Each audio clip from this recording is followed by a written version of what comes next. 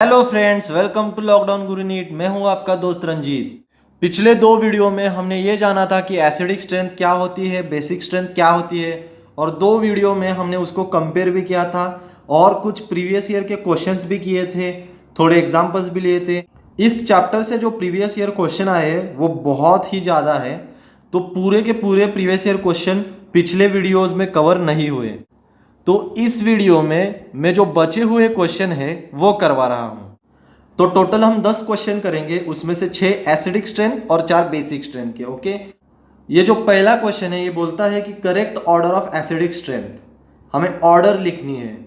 तो ये जो क्वेश्चन आया है ये आया है AIPMT 2012 में आया था। तो ये 4 कंपाउंड दिए हैं और उनकी करेक्ट ऑर्डर लिखनी है एसिडिक स्ट्रेंथ की। तो व्हाट इज एसिड, थोड़ा रिवाइज कर लेते हैं। Acid is a species which release H+ ion, that is proton. तो एसिड क्या होता है? जो प्रोटॉन रिलीज करे। तो प्रोटॉन रिलीज करने के बाद एक अनायन बनता है, उस अनायन को क्या बोलते हैं? Conjugate base. ओके, अगर यहाँ पे मैं दिखाऊं तो ये प्रोटॉन चला जाएगा and after the release of this proton इसका कॉन्जुगेट बेस बनेगा, एक अनायन बनेगा। अब एसिडिक स्ट्रेंथ किसके प्रोपोर्शनल होगी? जो कॉन्जुगेट बेस बनेगा उसकी स्टेबिलिटी पे एसिडिक स्ट्रेंथ डिपेंड करेंगी। जितनी ज्यादा स्टेबिलिटी उतना ज्यादा एसिडिक स्ट्रेंथ। तो वही कंपेयर करना पड़ेगा। तो यहाँ पे ये वाला अनायन, यहाँ पे ये वाला अनायन, यहाँ पे ये और यहाँ पे ये। ओके, अब इनकी स्टेबिलिटी हमें कंपेयर करनी पड़ेगी। तो जो नेगेटिव चार्ज है इसकी इलेक्ट्रॉन डेंसिटी अगर कम करी जाए तो ये अनायन स्टेबल हो जाएगा। ओके, तो फर्स्ट ऑप्शन में क्या हो रहा है? जो COO- का नेक्स्ट कार्बन है उस पर 3 क्लोरीन ग्रुप अटैच है, मतलब क्लोरीन ग्रुप -I इफेक्ट दिखाएगा और ऐसे 3 क्लोरीन अटैच है। ओके, ऑप्शन बी में क्या है? 3 फ्लोरीन अटैच है तो उसका भी -I। ऑप्शन सी में कुछ भी नहीं है। ओके, और ऑप्शन डी में क्या है? +I इफेक्ट है जो कि नेगेटिव चार्ज की इलेक्ट्रॉन डेंसिटी और बढ़ा के उसको डीस्टेबलाइज करेगा। तो ऑर्डर कैसे लिखेंगे? अब ऑर्डर लिखेंगे तो सबसे पहले -I आएगा, क्योंकि -I इसकी इलेक्ट्रॉन डेंसिटी कम करके कॉन्जुगेट बेस यानी कि इस अनायन को स्टेबल करेगा। तो -I क्लोरीन का ज्यादा या फ्लोरीन का ज्यादा? जिसकी इलेक्ट्रोनेगेटिविटी ज्यादा उसका -I ज्यादा। तो फ्लोरीन की इलेक्ट्रोनेगेटिविटी ज्यादा है ना क्लोरीन से, तो उसका -I ज्यादा होगा। तो सबसे पहले जो एसिड आएगा वो रहेगा बी, सबसे ज्यादा एसिडिक। देन आएगा ए। ओके, फिर आएगा C and last is D. Next question जो कि आया था एम्स 2015 में, सिमिलर क्वेश्चन अरेंज करना है ऑर्डर में। अब इसको सॉल्व कर देते हैं। तो अनायन कौन सा बनेगा? ये वाला, H+ जाने के बाद यहाँ ए वाला, यहाँ पे ये वाला और यहाँ पे ये वाला। यहाँ पे एक चीज समझनी जरूरी है कि ये है कार्बोक्सिलिक एसिड और ये है फिनॉल।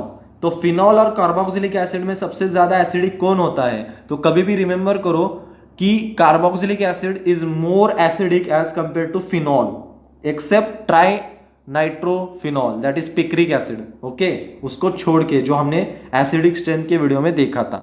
तो अभी क्या होगा? सबसे पहले तो कार्बोक्सिलिक एसिड, तो ये दो, फिर आएगा फिनॉल। तो इन दोनों में हमें कंपेयर करना पड़ेगा, कार्बोक्सिलिक एसिड्स में 1 और 2 में। तो इसके पैरा पोजीशन पे मिथॉक्सी ग्रुप लगा है जो अपना -I इफेक्ट और +M इफेक्ट दिखाएगा। अब +M इफेक्ट को हम पकड़ते हैं क्योंकि वो प्रीडोमिनेंट है।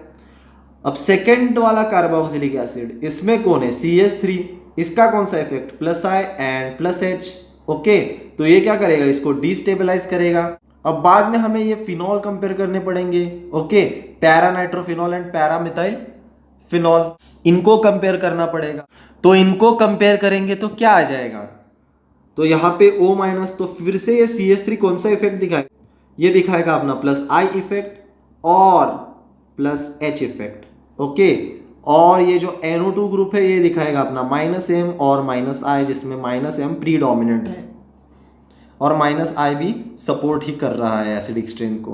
तो इसकी जो ऑर्डर आएगी वो कैसी रहेगी? सबसे पहले तो कार्बोक्सिलिक एसिड्स, अब उसमें कौन सा अच्छा? तो सेकेंड और उसके बाद आएगा फर्स्ट। फिर हम फिनॉल में कंपेयर करेंगे तो फिनॉल में कौन सा आएगा? 4 फिर 3, 4 फिर 3। समझ गया? देन नेक्स्ट क्वेश्चन, ये जो क्वेश्चन है ये आया था नीट 2016 फेज 2 में आया था। करेक्ट ऑर्डर पूछी है।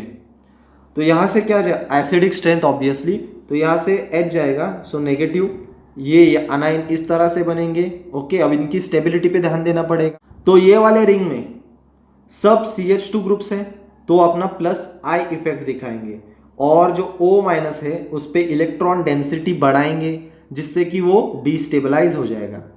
यहाँ पे जो O ग्रुप है उसकी इलेक्ट्रोनेगेटिविटी की वजह से वो क्या करेगा, खींच लेगा इलेक्ट्रॉन। ओके, ऑक्सीजन अपनी इलेक्ट्रोनेगेटिविटी की वजह से इलेक्ट्रॉन को खींचेगा, तो माइनस I इफेक्ट दिखाएगा। तो माइनस I इफेक्ट की वजह से इसको स्टेबलाइज कर देगा। यहाँ पे भी सेम, ये जो ऑक्सीजन है अपना माइनस I इफेक्ट दिखा के इलेक्ट्रॉन खींच लेगा और इसको स्टेबलाइज कर देगा। पर इन दोनों में माइनस I किसका ज्यादा रहेगा? तो इंडक्टिव इफेक्ट जो होता है दैट इज डिस्टेंस डिपेंडेंट। जितना पास से इंडक्टिव इफेक्ट होगा उतना इंडक्टिव इफेक्ट स्ट्रांग होता है। तो ये कौन से कार्बन पे प्रेजेंट है?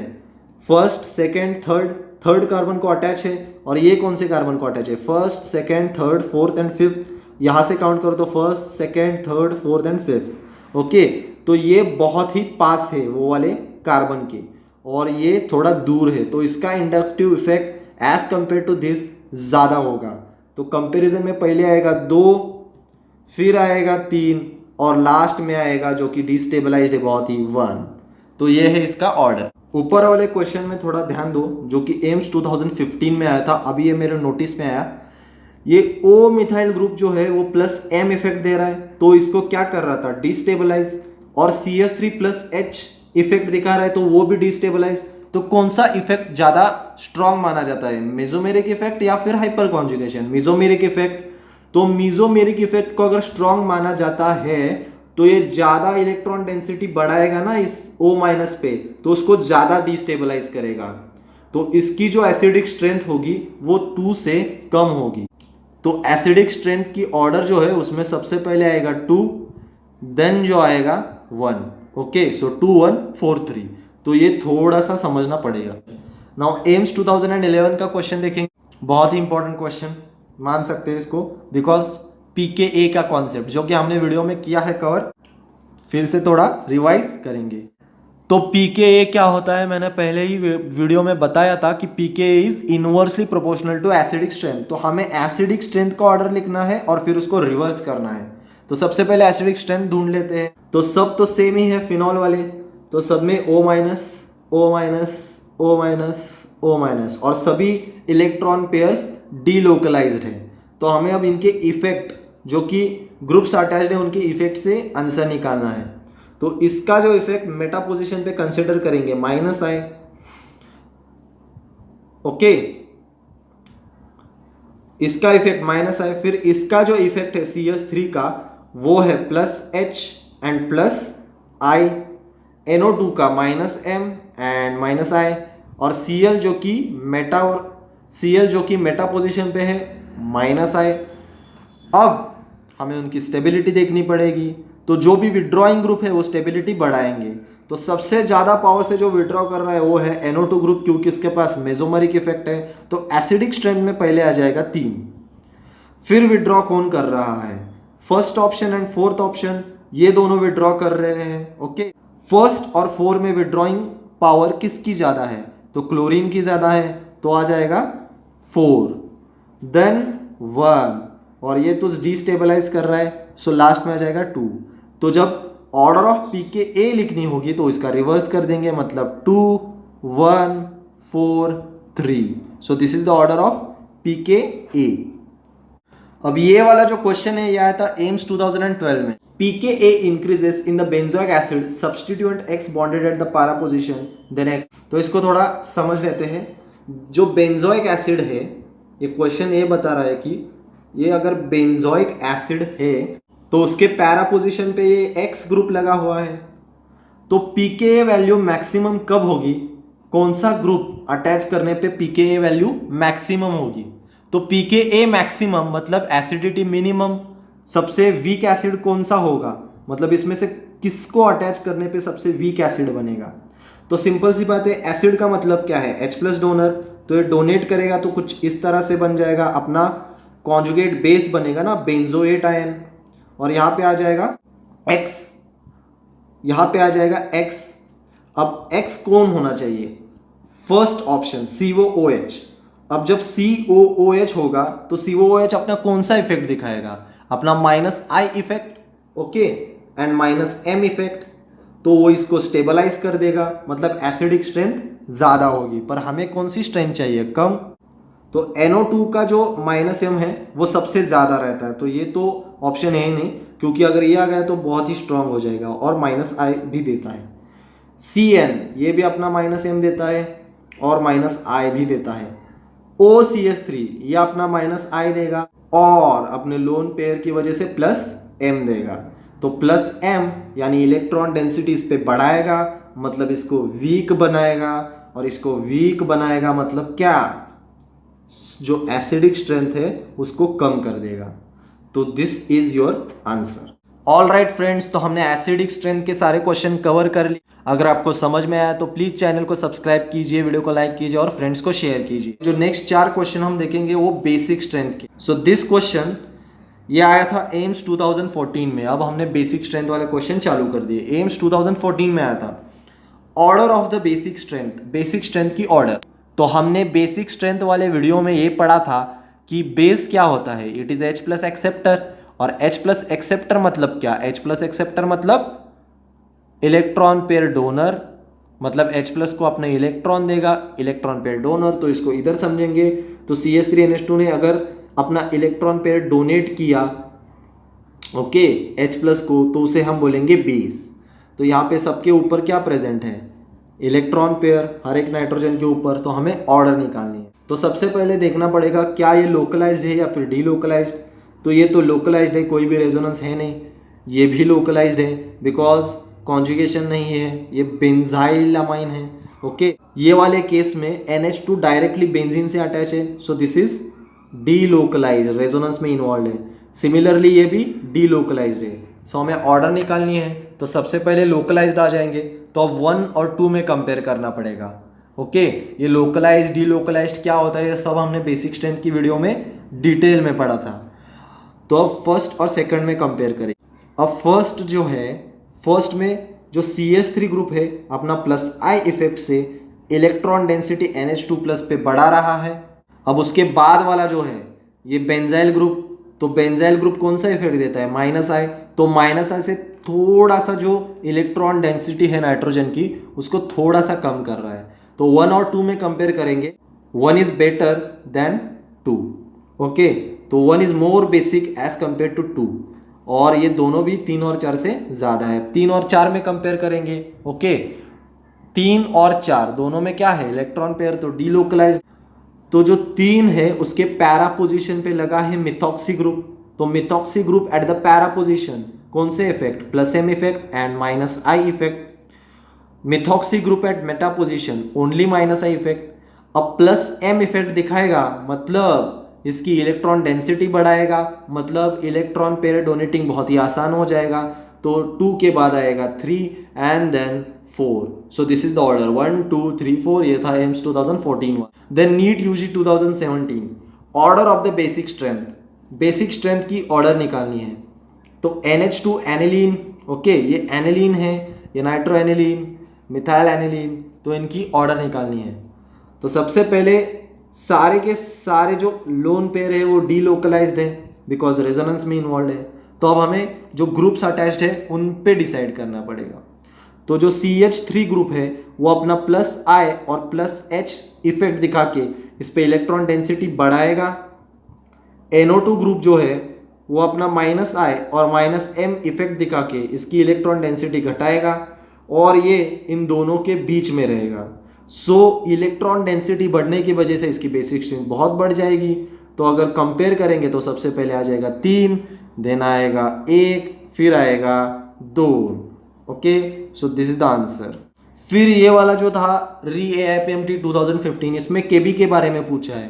तो KB क्या होता है? KB is directly proportional to basic strength बोला था मैंने। तो बेसिक स्ट्रेंथ हमें ढूंढनी पड़ेगी। तो ये वाला इलेक्ट्रॉन डीलोकलाइज्ड है क्योंकि रेजोनेंस में इन्वॉल्व नहीं है। ये वाला इलेक्ट्रॉन लोकलाइज्ड है because it is not involve in resonance. This electron is delocalised because it is involve in resonance. ये वाला जो इलेक्ट्रॉन है ये है लोकलाइज्ड और ये वाला इलेक्ट्रॉन फिर से डीलोकलाइज्ड। तो डीलोकलाइज्ड तो कट गए, बचे लोकलाइज्ड। अब इसमें जो बेंजाइल ग्रुप है वो अपना -I इफेक्ट दिखा के थोड़ी सी इलेक्ट्रॉन डेंसिटी कम करेगा तो बेसिक स्ट्रेंथ कम हो जाएगी।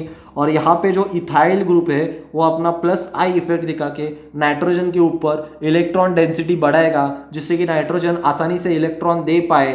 ओके, और वैसे भी ये लोकलाइज था और +I इफेक्ट इसको सपोर्ट कर रहा है, सो इसकी सबसे ज़्यादा बेसिक स्ट्रेंथ होगी। और हमने बोला है कि KB is proportional to basic strength. तो ये हो गया, ये था AIPMT 2015 वाला क्वेश्चन। देन हम अगले क्वेश्चन की तरफ बढ़ते हैं। This is the correct order of PKB। इसमें हमें ऑर्डर ऑफ PKB लिखनी है। This was asked in AIIMS 2014 question. ये बहुत ही इंपॉर्टेंट है और ये NCERT में गिवन है। So correct order of PKB find करते हैं। तो सबसे पहले हमने ये सीखा था कि जो कि बेसिक स्ट्रेंथ है, basic strength is proportional to KB and inversely proportional to PKB। तो हमें बेसिक स्ट्रेंथ फाइंड करनी होगी और ऑर्डर जो है वो उल्टी कर देनी होगी। तो बेसिक स्ट्रेंथ में पहला रूल क्या है, पहले फाइंड करो कि डीलोकलाइज्ड है लोकलाइज्ड है। तो ये वाला इलेक्ट्रॉन डीलोकलाइज्ड, लोकलाइज्ड, लोकलाइज्ड, ये भी लोकलाइज्ड। ओके, तो डीलोकलाइज्ड तो लास्ट में आ जाएगा। ओके, जब हम बेसिक स्ट्रेंथ की बात करें तो यहाँ पे मैं ऑर्डर लिख देता हूँ बेसिक स्ट्रेंथ की। तो सबसे लास्ट में आएगा 1। अब कंपेयर करेंगे 2, 3 और 4 में। ओके, कंपेयर करेंगे 2, 3 एंड 4 में। अगर आप इसको कंपेयर करके आंसर निकालोगे तो इसका +I इफेक्ट, इसका +I, सबका +I अगर देखोगे तो आपको लगेगा कि ये सबसे ज़्यादा बेसिक होगा, फिर ये होगा, फिर ये होगा, बट ऐसा है नहीं। बिकॉज ये NCERT में गिवन है। जब कोई भी मीडियम नहीं दिया है तो इसको एक्वस मीडियम मान के चलो। तो NCERT में क्या दिया है, NCERT में इसका पूरा एक्सप्लेनेशन दिया है कि जो मिथाइलामाइन है इन एक्वस मीडियम, यहाँ पे तो मीडियम नहीं दिया। जब कोई भी मीडियम नहीं दिया है तो हमें एक्वस अज्यूम करना है, और अगर उन्होंने मेंशन किया है मीडियम तो उस मीडियम को कंसिडर करना है। तो NCERT में तो 2 ही है, गैसियस मीडियम और एक्वस मीडियम। तो यहाँ पे कुछ नहीं दिया तो हम क्या कंसिडर करेंगे, एक्वस मीडियम। तो NCERT में साफ साफ लिखा हुआ है इन एक्वस सोल्यूशन जो मिथाइलामाइंस है उनकी बेसिक स्ट्रेंथ सेकेंडरी मिथाइलामाइन, फिर प्राइमरी मिथाइलामाइन, फिर 3 डिग्री मिथाइलामाइन। तो इसमें से सेकेंडरी मिथाइलामाइन कौन है, सेकेंडरी तो ऑप्शन 3 है, सो 3 सबसे पहले, फिर primary option 2 and then the tertiary option 4। तो ये NCERT में गिवन है। एक्वस सोल्यूशन में जो मिथाइलामाइंस की बेसिसिटी है उसकी ऑर्डर 2 डिग्री, 1 डिग्री और 3 डिग्री है एक्वस सोल्यूशन में। और जब भी मीडियम मेंशन नहीं किया तो आपको एक्वस मान के चलना है। तो हमें पूछा था PKB, तो इसके उल्टा करना पड़ेगा। इसके उल्टा करेंगे तो 1, 4, 2, 3। So this is our answer. तो यह आया था एम्स 2014 में। तो अगर वीडियो आपको अच्छी लगी, आपको हर एक क्वेश्चन समझा, तो वीडियो को लाइक कीजिए, चैनल को सब्सक्राइब कीजिए और अपने दोस्तों के साथ शेयर कीजिए। Thank you so much.